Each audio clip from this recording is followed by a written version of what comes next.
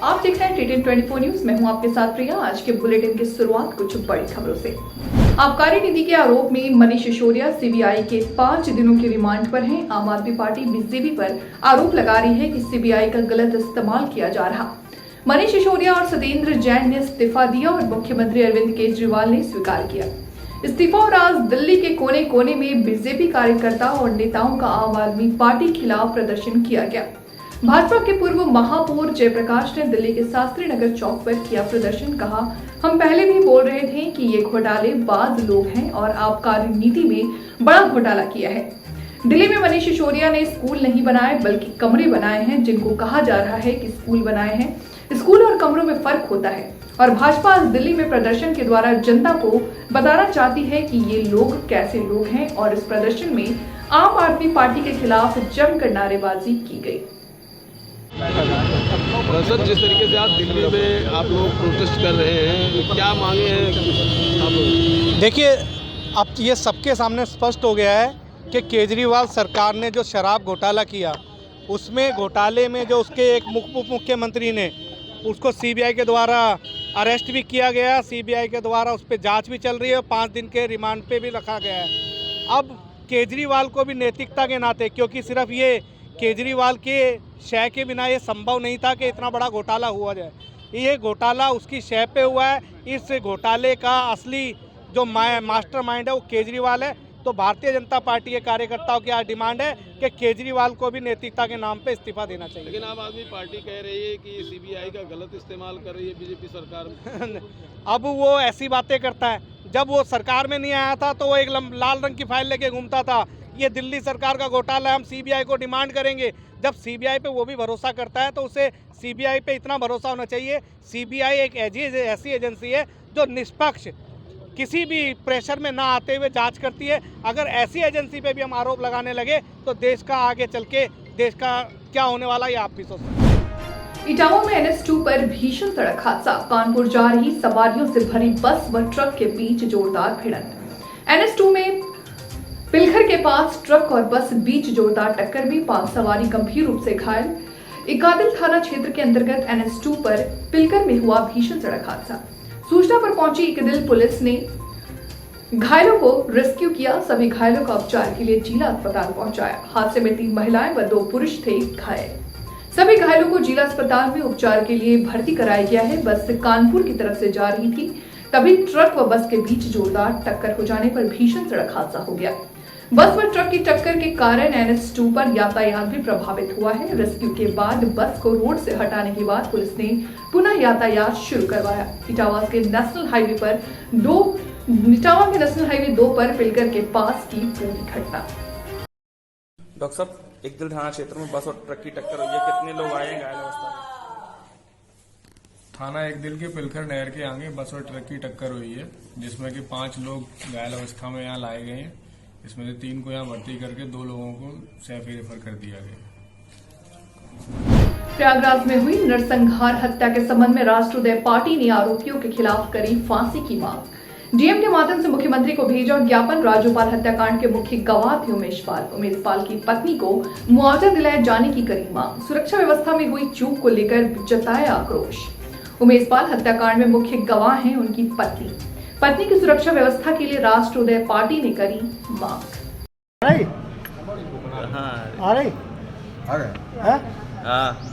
भैया क्या नाम है आपका? मैं चंद्रपाल, राष्ट्रोदय पार्टी प्रदेश उपाध्यक्ष।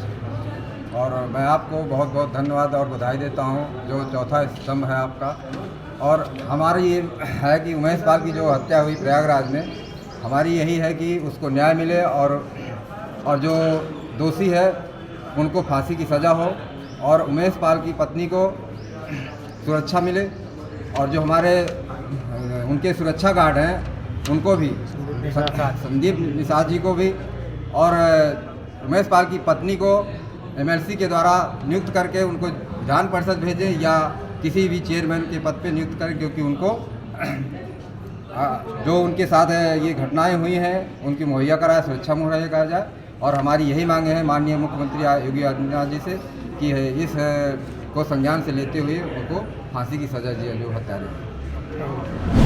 खबर बलिया जनपद के रेवती थाना क्षेत्र के गंगा पांडे के चोला की है, जहां पीड़िता रीमा देवी पत्नी अर्जुन पासी ने पुलिस अधीक्षक बलिया को पत्रक सौंप कर अवगत कराया है कि दबंग विपक्षी गण एरून देवी पत्नी नरेश पासी, मीरा देवी पत्नी संतोष पासी, अस्त्रुणी देवी पत्नी संजय पासी पुत्र शिवराम पासी, ओम प्रकाश पासी पुत्र हरेंद्र पासी, रविंद्र पासी पुत्र मजेटर पासी लोग बनाकर मारने पीटने में, जिसमें मीरा सिर फट गया, जिस पर किसी तरह जान बचाकर भाग गई। बताया कि उपरोक्त विपक्षियों द्वारा जमीन को हड़पने की साजिश रची जा रही थी, जिस पर घटना की सूचना तहरीर सौंपकर थाना प्रभारी निरीक्षक रेवती को दी गई, मगर विपक्षियों के साथ देते हुए मेरे साथ घोर अन्याय किया गया।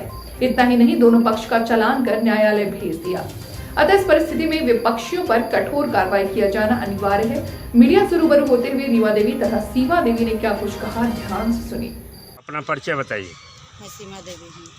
क्या मामला है? झगड़ा इसके बारे में, इससे तो 4 जनवरी से झगड़ा कर रहे हैं। मैं आए अपने बाहर से, पंजाब से। हाँ।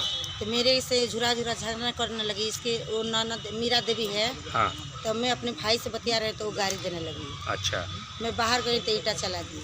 अच्छा। जब ये ईटा चला दी, मेरे खून बहने लगे तो मैं खून करने लगना। हाँ। तो ये आई तो इसके पकड़ के झोटा मारने लगी। अच्छा। सब परिवार मिल के इसके मारे, सारा देहात मिल के। कहाँ कहाँ चोट लगी है? हमारा तो यहाँ पर लगी है। हाँ। सारा काला कर दिए। हाँ। फिर यहाँ मरे काले हैं, फिर यहाँ पर कट गए हैं, अंगुरी चबा गए हैं। अच्छा, तो ये मेडिकल हुआ है या नहीं? मेडिकल हुआ है तो थाना में ले लिए हैं। अच्छा, तो थाने के द्वारा क्या कार्रवाई की गई? कुछ किया गया या नहीं? कुछ नहीं हुआ। तो अभी आप लोग कहाँ पर आई हैं? बलिया आए हैं। किसके पास आई हैं? डीएम के पास। एसपी साहब के पास। एसपी साहब ने क्या कहा? कुछ आश्वासन दिया या नहीं? कहे ना कि हम संपर्क करेंगे रेती थाने में। अच्छा, कार्रवाई का आश्वासन दिए हैं। हाँ। इससे आप लोग खुश हैं? हो सकता है या नहीं? अभी कौन विश्वास है कि होगा कि नहीं होगा। यदि नहीं होता है तो आगे क्या करेंगे? हम जाएंगे गोरखपुर। मुख्यमंत्री प्रधानमंत्री तक भी जा सकती है। हाँ। एक बड़ा अभियान छेड़ने का प्लान है। हाँ। दिनांक 27/2/2023 को वादी श्री यश अपनी पुत्र दयाल प्रसाद शाखा प्रबंधक state bank of India defence cantt branch थाना फतेहगढ़ जनपद फर्रुखाबाद द्वारा स्टेट बैंक ऑफ इंडिया में फर्जी दस्तावेज प्रस्तुत कर धोखाधड़ी करके 15 लाख रुपए का लोन प्राप्त करने के संबंध में कोतवाली फतेहगढ़ पर तहरीर दिया। तहरीर के आधार पर तत्काल 95/23 धारा 420/400 66, 468, 471, 120वीं भादवी व 66 IT एक्ट बनाम संदीप कुमार आदि 9 नफर के विरुद्ध पंजीकृत हुआ था। उपरोक्त घटना से संबंधित अभियुक्तगण की गिरफ्तारी हेतु श्रीमान पुलिस अधीक्षक श्री अशोक कुमार मीना द्वारा श्रीमान अपर पुलिस अधीक्षक डॉक्टर संजय सिंह के निकट पर्यवेक्षण क्षेत्राधिकारी नगर श्री प्रदीप कुमार के कुशल नेतृत्व में SOG टीम, सर्विलांस टीम व संबंधित थाना के संयुक्त टीम गठित कर निर्देशित किया गया था, जिसके क्रम में दिनांक 28/2/2023 की रात्रि में श्री सचिन कुमार सिंह कोतवाली फतेहगढ़, मैं हमरा व श्री अशोक कुमार SOG प्रभारी, मैं SOG टीम, मैं सर्विलांस टीम के द्वारा मुखबिर की सूचना पर अभियोग के नामित अभियुक्त गण सुमित कुमार पुत्र वैद्यनाथ साहू निवासी रामजान जी का हाथा बनाड़ थाना डगियावास जिला जोधपुर हाल निवासी 383 चिराग दिल्ली मालवीय नगर नई दिल्ली 2 सौरभ उर्फ शुभम पुत्र त्रिवेणी सिंह निवासी भजपुरी थाना जनसा बनारस हाल निवासी A5 CS कैंपस नवाबगंज जनपद कानपुर अभिषेक सिंह पितृ मिथिलेश कुमार निवासी बिंदानगर, साथ ही बहादुर बदगढ़ जिला इजहर हरियाणा हाल निवासी दिल्ली के JNB रोड PWD ऑफिस के पास कोतवाली फतेहगढ़ क्षेत्र से गिरफ्तार किया गया। सरकार के आदेशों के बावजूद भी बांदा स्वास्थ्य विभाग बांदा सुधारने का नहीं नाम ले रहा।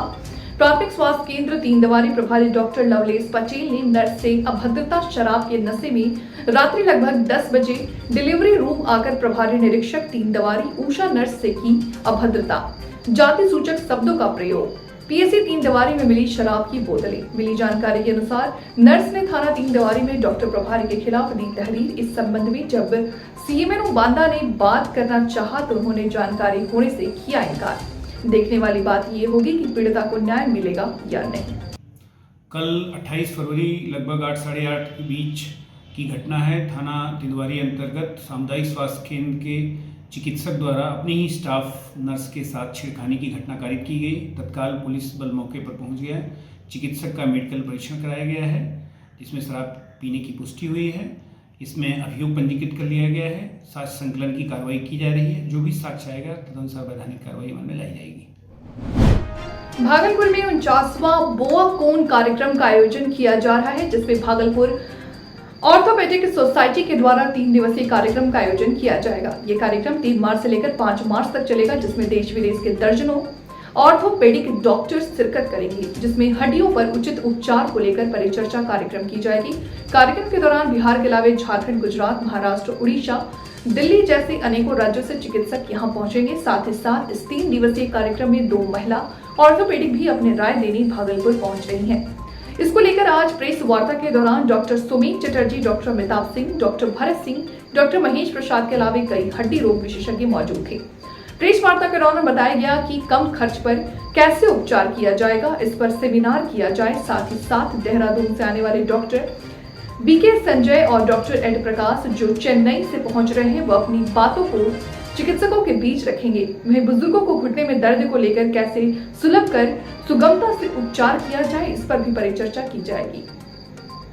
चिकित्सकों और जनता के बीच में कड़ी का काम करते हैं। आपका यहाँ आना सुखद है और इसके लिए आप लोगों को कोटिशत धन्यवाद। जैसा कि हमारे आयोजन समिति के अध्यक्ष डॉक्टर सुमेन चटर्जी साहब ने बताया कि हमारे यहाँ ये आयोजन 3 दिनों के लिए हो रहा है और इसमें देश के प्रमुख जितने भी हड्डी के डॉक्टर्स हैं वो आएंगे, शिरकत करेंगे, अपनी बातें रखेंगे और लोगों को ट्रेनिंग भी देंगे। जेरिएट्रिक ऑर्थोपेडिक्स के बारे में मैं ये बताना चाह रहा हूँ कि जेरिएट्रिक्स है क्या। ये जेरिएट्रिक्स मतलब बूढ़े लोगों का ग्रुप।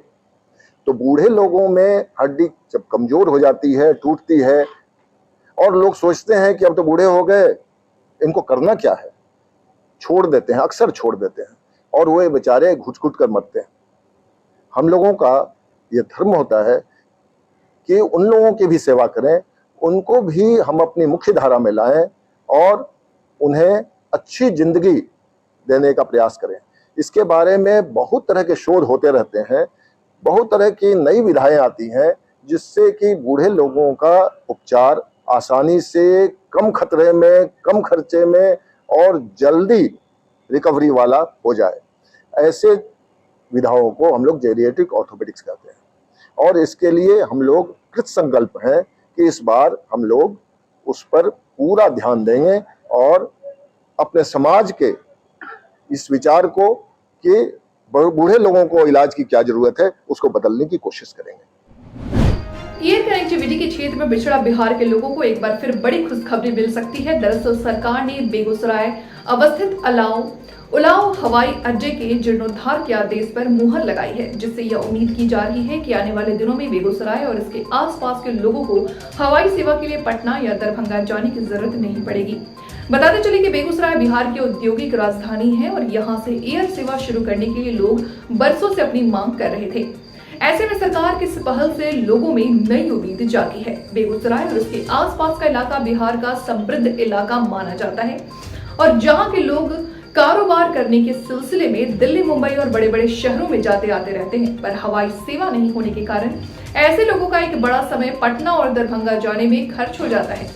हवाई सेवा का आना सिर्फ वक्त ही जाया होता है, बल्कि उनको आर्थिक क्षति भी उठानी पड़ती है। ऐसे में बेगूसराय में हवाई अड्डा की मांग वर्षों पुरानी रही है। इस संबंध में बेगूसराय के लोग लगातार सरकार और विभाग को पत्र लिखकर यहां से हवाई सेवा शुरू करने की मांग करते रहे हैं। इसी सिलसिले में उलाव हवाई अड्डा को क्षेत्रीय जनसंपर्कता योजना RCS उड़ान में शामिल कर यात्री सुविधा विकसित करने के लिए भाजपा नेता सांसद प्रतिनिधि अमरेंद्र कुमार रमन ने केंद्रीय मंत्री गिरिराज सिंह को पत्र लिखकर निवेदन किया है। अड्डे का अपना एक खास महत्व है। ऐसी परिस्थिति में वर्ष 2021 के सितंबर माह में हमने दिल्ली जाकर केंद्रीय मंत्री गिरिराज सिंह जी से आग्रह किया कि उलाव हवाई अड्डे के विकास के लिए नागर विमानन मंत्रालय को पत्र लिखा जाए। ऐसी परिस्थिति में उन्होंने 14/7/2021 को नागर विमानन मंत्री ज्योतिरादित्य सिंधिया जी को पत्र लिखा। उसके आलोक में फिर दिसंबर माह में उन्होंने एक पत्र लिखकर व्यक्तिगत रूप से नागर विमानन मंत्री ज्योतिरादित्य सिंधिया जी से मिले और 1-to-1 बातचीत में मंत्री जी ने यह कहा कि यदि 1 किलोमीटर का रनवे उपलब्ध होता है तो हम वहां पर आगे की प्रक्रिया शुरू कर सकते हैं। और जब बिहार के मुख्यमंत्री बेगूसराय के समाधान यात्रा पर आए थे तो उस परिस्थिति में केंद्रीय मंत्री गिरिराज सिंह जी ने एक पत्र लिखकर आग्रह किया कि आप जमीन उपलब्ध कराएं। और यह खुशी की बात है कि जिन हवाई अड्डों का चयन किया गया उसमें उलाव हवाई अड्डे का 1 नंबर पर नाम है और इस हवाई अड्डे का विकास किया जाएगा। हमें आशा ही नहीं पूर्ण विश्वास है कि उलाव हवाई अड्डे के विकास के साथ साथ बेगूसराय जो बिहार की औद्योगिक राजधानी है उसके साथ साथ आसपास के 5-6 जिलों में संपर्क का काम होगा। और जो केंद्र सरकार की बहुमुखी योजना थी कि उड़ान योजना की उड़े देश का हर एक नागरिक उड़ान योजना में उलाव हवाई अड्डा शामिल होगा और ये आसपास के लिए संपर्क का बहुत बड़ा मील का पत्थर साबित होगा। महुआ में 2 दिन पूर्व शहर के प्रतिष्ठित व्यापारी संदीप साहू के घर में चोरों ने एक बड़ी वारदात को अंजाम देते हुए 98 लाख की नकदी सहित 75 लाख के जेवराती को चोरी की है। चोरी की शिकायत मिलते ही महोबा जिले के SP अपर्णा गुप्ता ने मामले को गंभीरता दिखाते हुए तत्काल प्रभाव से 12 से अधिक पुलिस टीमें चोरी का खुलासा करने के लिए लगाई थी। महज 12 घंटों में पुलिस ने चोरी का खुलासा कर दिया था। आज फिर पुलिस ने 159 ग्राम पीली धातु को बरामद किया है। पुलिस ने मनोज कुमार नामक आरोपी को पड़ोसी जिले हमीरपुर के राठ क्षेत्र से गिरफ्तार किया है। पुलिस की कार्रवाई से व्यापारी संदीप साहू ने राहत की सांस ली। बहुत ही कम समय में चोरी का खुलासा होने से व्यापारियों में खुशी का माहौल है। पुलिस की खुलासे की कार्रवाई से क्षेत्र में SP अपर्णा गुप्ता के कार्यों की सराहना हो रही है। आज फिर एक खुलासा हुआ है, ये पूरी क्या मामला था और क्या बरामद हुआ है? आप लोगों को विदित है कि परसों कोतवाली में एक बड़ी चोरी का मुकदमा लिखा गया था जिसका अनावरण हमने कल किया था, जिसके अंदर 92 लाख कैश व 470 ग्राम पीली धातु बरामद हुआ था। इसी का इन्वेस्टिगेशन फर्दर चल रहा था, जिसके क्रम में आज हम लोगों ने एक अभियुक्त को गिरफ्तार किया है जिसके पास से 159 ग्राम पीली धातु रिकवर हुआ है। अब तक हम कितने लोग गिरफ्तार हो चुके हैं, कितना टोटल अमाउंट बरामद होगा और सोना बरामद होगा? देखिए, अभी तक हम लोगों ने इसमें इनको मिलाकर 5 अभियुक्तों को जो है अभी तक हम गिरफ्तार कर चुके हैं। 92 लाख कैश कल रिकवर हो गया था, वह 470 ग्राम पीली धातु आज 159 ग्राम और रिकवर हो गया। अभी इसमें फर्दर इन्वेस्टिगेशन ऑन है, पूरा प्रयास किया जा रहा है। यदि और खुलासे होगा रिकवरी तो वो जरूर आपको विदित किया जाएगा।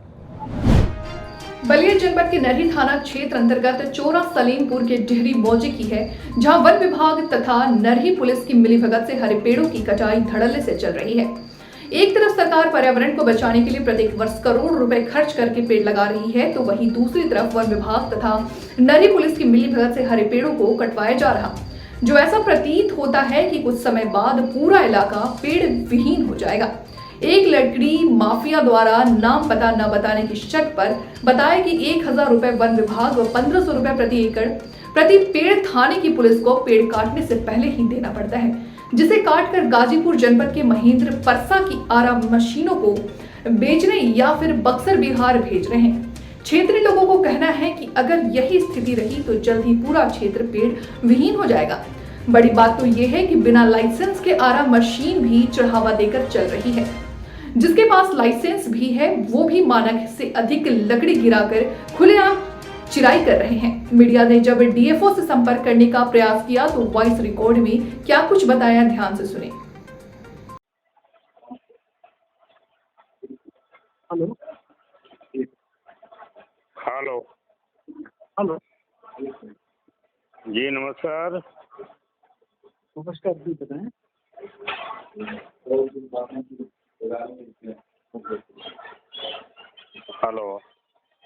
हाँ जी बताएं, कौन बोल रहे हैं? हाँ, मैं R Bharat time TV UP head Sanjay Rai बात कर रहा हूँ। हाँ हाँ बताइए।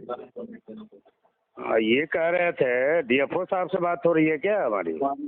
हाँ हो रही है, बात हो रही है। जी, एक सूचना आई है मेरे पास, शिकायत। हाँ।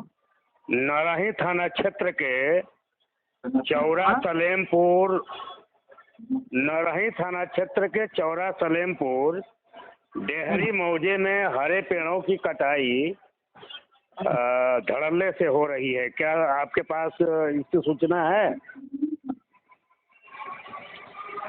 हेलो। थाना रेंज का है क्या मैटर? हाँ, थाना रेंज का मैटर है ये नाराही थाना क्षेत्र का मामला है। मैं रेंज रेंज में जानना चाह रहा हूँ।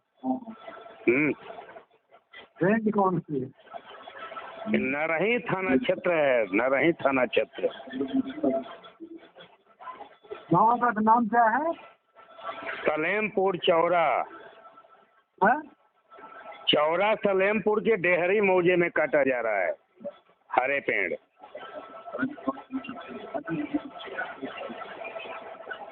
तो ये आवाज आपकी मिल नहीं रही महोदय। ऐसा है, आप नोट करा दीजिए जो है, अभी इसको दिखवाता हूँ। जी, दिखवा लीजिए उसको। नहीं नोट रखो, मैं स्कैनर को दे रहा हूँ, स्कैनर मेरे साथ है।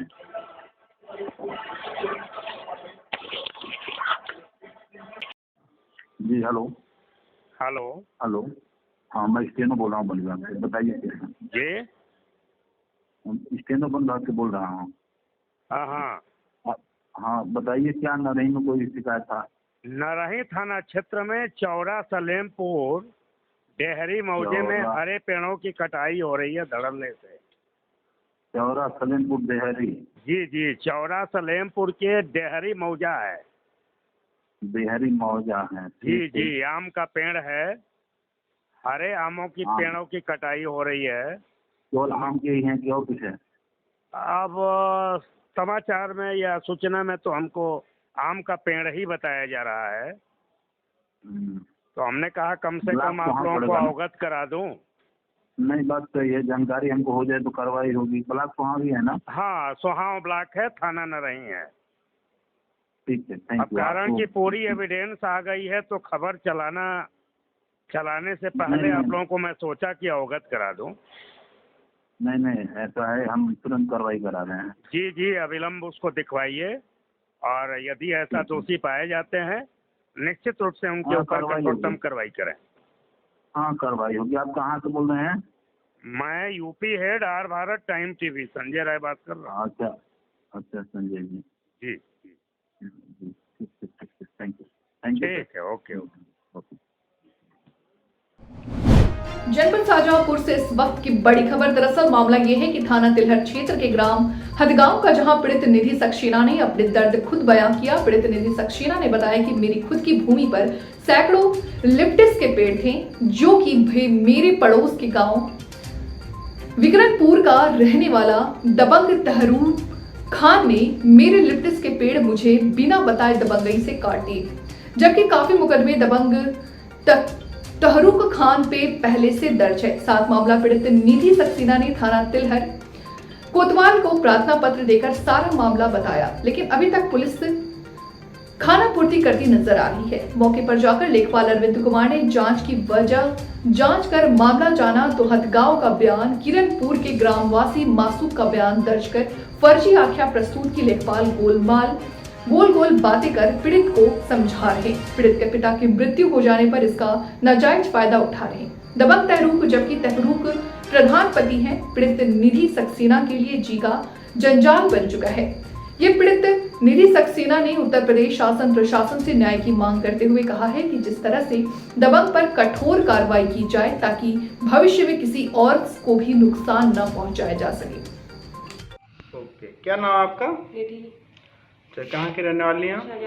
अच्छा, कौन सा मोहल्ला है? कटेगा मोहल्ला। अच्छा, ये जो पेड़ अवैध तरीके से काटे गए हैं आपके, और जो लेखपाल ने गलत आख्या प्रस्तुत की है और बिन नाम ले रही थी, तो ये पूरा मामला क्या है, शुरू से बता दीजिएगा। मेरे फादर और चाचा ताऊ जी की प्रॉपर्टी थी जी। ताऊ जी की वाइफ ने ये प्रॉपर्टी टहलू जी को बेची थी जी। लेकिन पेड़ जो लगाए थे वो पापा ने और मंजूर अंकल ने लगाए थे 12 साल। क्या नाम आपके पिताजी का? सर्वेश कुमार सक्सेना है इस समय वर्तमान में है? नहीं, उनकी डेथ होगी 20 में होगी जी। फिर आगे क्या हुआ नेक्स्ट? तो उन्होंने पेड़ लगवाए थे जो किनारे पे लगे हुए थे, खेत के हिस्से में नहीं लगे थे।